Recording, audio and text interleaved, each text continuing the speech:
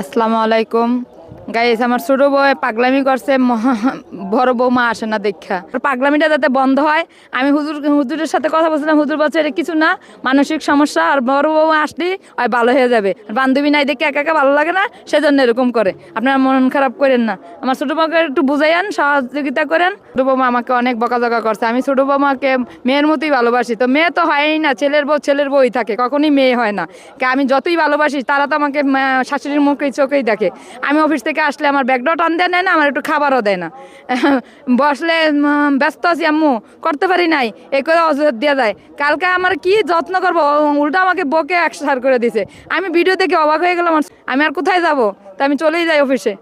আসসালামু আলাইকুম। আসসালামু আলাইকুম everyone, welcome back to my another new video. তো আজকের ভিডিওর শুরুতে আমি আমার শাশুড়ি মায়ের কাছে ক্ষমা চেয়ে নিব। আমি অনেক বেশি লজ্জিত গতকালের ঘটনার জন্য, কারণ আমি গতকাল যেসব কথা বলছি, যেসব আচরণগুলো দেখাইছি, সেগুলোর কোনোটাই আমার উচিত হয় নাই। আমি একটু বেশি বাড়াবাড়ি করে ফেলছি, আমার যা মনে হইতেছে এখন।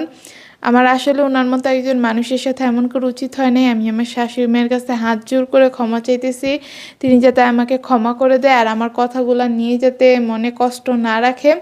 সরাসরিও বলছি, এখনও আবার বলতেছি। তো গতকাল আমি আসলে একটু বেশি হাইপার হয়ে গেছিলাম আমার শাশুড়ি মায়ের প্রতি। তার কারণটা হচ্ছে কি, সে বলছিল আমার যে এই জিনের অসুস্থতা, সেটা সে বিশ্বাস করে না, এগুলা সব নাকি আমার পাগলামি।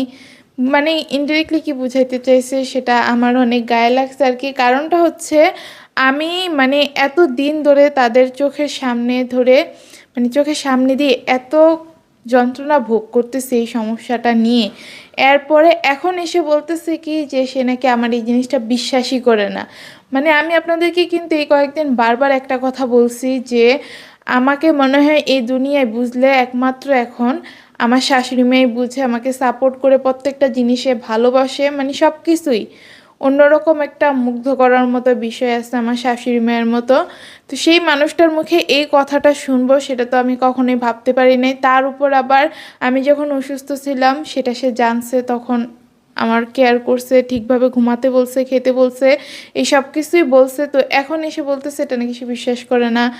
তাও আবার ঘুরতে যে এমন একটা জায়গার মধ্যে। তো আমার আসলে আমি মেজাজটাকে ঠিক রাখতে পারি নাই যে সে কেন এমন একটা কথা বলল আমাকে। এত ভালোবাসা দেখায়, তাহলে তো মনে মনে তার আমার প্রতি সে ভালোবাসাটা নাই যেমনটা দেখায় আমাকে উপরে উপরি। তারপরে সে যাই করুক না কেন, তার মধ্যে না একটা বিষয় আছে যেটা আপনাকে মুগ্ধ করতে একদম বাধ্য।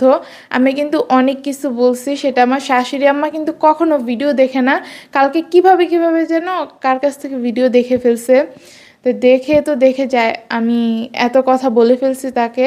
তো সেটা নিয়ে আমরা নর্মালি কি করতাম, মন খারাপ হইতো যে আমি এত কিছু করি ওর জন্য, আর ও নাকি এখন আমাকে এইসব বলে। আমি একটা সত্যি কথা বলি, অন্যান্য পরিবারের চিত্রটা একটু বলি যে তারা শাশুড়ি এত কেয়ার করবে থাক দূরের কথা, কি পরিমাণ যে অত্যাচার করে বৌমাদের প্রতি। তারপরও বৌমারা মনে করেন যে মুখ ফুসকে যদি 0.1 কথাও বের হয়ে যায় পেট থেকে, ওইটা সহ্য করতে পারে না শাশুড়িরা। সেই জায়গায় আমি গতকালের ভিডিওতে আমার শাশুড়ির ইচ্ছা মতো ধুয়ে ফেলছি। যা আসছে আমার মনের মধ্যে, আমার কষ্ট লাগছে কথাটা শুনে অনেক, আমি বলে ফেলছি যে আমি আর কিছু আটকে রেখে নেই। আর আপনারা তো আমার রিসেন্ট ভিডিওগুলো দেখে বুঝিনি, আমার যখন যা মন চায়, আমার রাগ দেখাতে মন চাইলে আমি রাগ দেখাই, আমার হাসতে মন চাইলে আপনাদের সাথে হ্যাপি মুমেন্টগুলো শেয়ার করতে মন চাইলে সেটা করি, আবার রাগ দেখাতে মন চাইলে রাগও দেখাই ইচ্ছা মতো। যা আমার মুখে আসতে থাকে সব আমি বলতে থাকি, কোনো লাগাম নেই। তো কালকের ভিডিওতে সেম কাজ করছি। তা আমার শাশুড়ি মা কষ্ট না পেয়ে সে আরও বলতেছে আমার মনটা নাকি খারাপ, এই কারণে আমি এসব কথা তাকে বলছি, না হলে আমি কখনো বলতাম না, ইত্যাদি ইত্যাদি বলেও তারপরে বলতেছে কি তোমাকে আমি কালকে ঘোরাতে নিয়ে যাব, তোমার অনেক ভাল লাগবে, ওই জায়গাটা অনেক সুন্দর, আর তুমি তো গ্রামে বড় হয়েছো, ওই পরিবেশটা একটু গ্রামীণ গ্রামীণ একটা ভাব আছে, সব কিছু মিলে তোমার অনেক ভাল লাগবে। আমি তো পুরাই অবাক হয়ে গেছি, আমার শাশুড়ি মা আমাকে এটা কী বলে। আমি তাকে ইচ্ছা মতো ধুলাই দিয়ে দিচ্ছি, আর সে আমাকে এসে বলে মানে আরও আদর করতেছে, বলতেছে আমার নাকি মন খারাপ এই কারণে আমি এসব করছি। তারপরে আবার কি বলবো, আমার বাবার বাড়ি থেকে ফোন দিছে, ভাবছে তারাও হয়তো বা কিছু বলছে, যার কারণে আমার মন খারাপ। আমার বাবার বাড়ির সাথে কথা বললেই না আমার কিছু না কিছু নিয়ে ঝামেলা লেগে যায়, তাদের সাথে ঠিকঠাক আর থাকে না সব কিছু। তার উপর আমার মার রাগকে এত সহজে যাওয়ার জিনিস বলেন তো, 4 বছর ধরে সে কথা বলে নাই, এখন হুট করে ফোন দিছে। তো এত সহজে তো আর সব কিছু হয় না। সব কিছু মিলে সে ভাবছে আমার মন খারাপ, তো আমাকে ঘোরাতেও নিয়ে যায়। তারপরে আপনারা তো শুনছেনই যে বড় সতীনের কারণে আমি এসব পাগলামি করতেছি, মানে সবাই জানে আমি বড় সতীনকে ভালোবাসি, বড় সতীনের কারণে এইসব পাগলামি করতেছি, সবাই বুঝে। শুধুমাত্র বড় সতীন বুঝে নাই যে আমি ওকে ভালোবাসি, ও যে নাই, আমি মানে একটা একাকিত্ব বোধ ফিল করতেছি। আর সবচেয়ে বড় কথা হচ্ছে আমি এই সংসারে বড় সতীনকেই দেখে আসছি, তো ওরে ছাড়া আমি কিভাবে এই সংসারে ভালো থাকবো আমার একটু বলেন। আমি তো এমন না সিঙ্গেল সংসার দেখে আসছি, বড় সতীন পরে মনে করেন যে উড়ে এসে জুড়ে বসে পড়ছে, এখন ওকে আর আমি মানতে পারতেছি না। আমি তো ওকে মেনে নিয়ে এই সংসারে পা রাখছি, তো এখন আমি ওকে ছাড়া কিভাবে ভালো থাকবো। এখন আমার কথা হচ্ছে ও যদি নাও আসে, আমি নতুন আরেকটা সতীন এনে তারপরে সংসার করব, মানে আমার সতীন নিয়ে সংসার করতেই হবে, যেহেতু এটা নিয়ে আমার ইচ্ছে ছিল, আমি আগেও আপনাদেরকে বলছি। তারপরে এখনো আমার আসলে বড় সতীনকে নিয়ে তেমন কোনো রাগই নেই, আমার শুধু একটা জিনিসেই রাগ, সেটা হচ্ছে ও কোনো যোগাযোগ করে নেই আজ পর্যন্ত। তারপরে রাগটা আরও বেশি বেড়ে গেছে তখন যখন ও হচ্ছে বলছে আমার সমস্যা যদি না যায়, আমি যদি সুস্থ না হই, তাহলে ও এই সংসারে কখনো আসবে না। আরে ভাই, আমি অসুস্থ হতেই পারে, আমার অসুস্থতা থাকতেই পারে, তুমি সংসারে ফিরে এসে দেখো। সেটা না করে তুমি বলতেছো যে আমাকে ডিভোর্স দিয়ে দিবা, এটা সেটা আমারে মেনে নিতে পারতেছো না, সোজা সাপটা কথা যেটা। তা আমাকে মানে ডিরেক্ট বলে দাও, জামাইয়ের কাছেও ডিরেক্ট বলে দাও। তুমি তো এমন না যে শাক দিয়ে মাছ ঢাকতে গিয়ে মাছটাকে পুরোপুরি মানে ঢেকে দিতে পারতেছো, জামাই বুঝতেছে না জিনিসটা, যে আমার বড় বউ কী কারণে এসব কথা বলতেছে, ছোট বউ সুস্থ হলে তখন আসবে। এটা তো তুমি ভালো মন নিয়ে যে বলতেছো না, এটা তো জামাইও বুঝতে পারে। এমন না তুমি জামাইয়ের কাছে ভালো থাকতেছো, এইসব কথা বলে তো তুমি জামাইয়ের কাছেও খারাপ হইতেছো।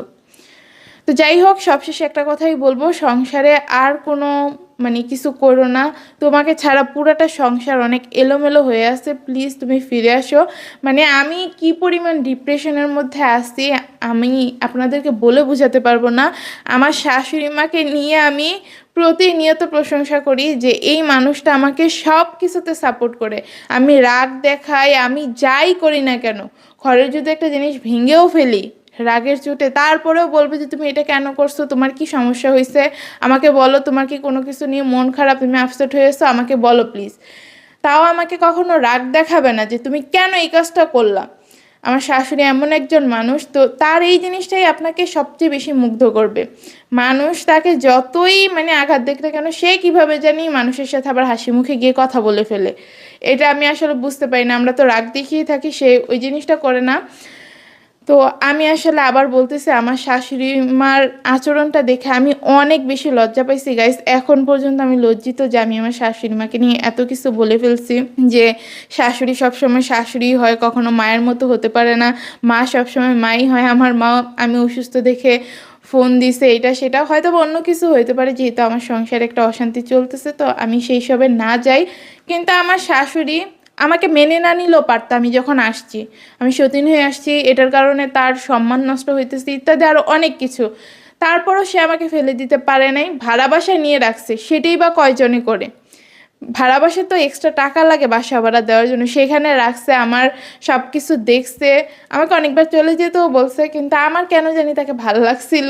অনেক রাগী মানুষটা, কিন্তু তারপরও কেন জানি মনে হয়েছে তার মধ্যে কিছু একটা ভালো আছে, কথাবার্তা আমার সেই জিনিসটা মনে হয়েছে। তো আলহামদুলিল্লাহ এখন সেটার প্রতিফলন আমি দেখতে পারতেছি।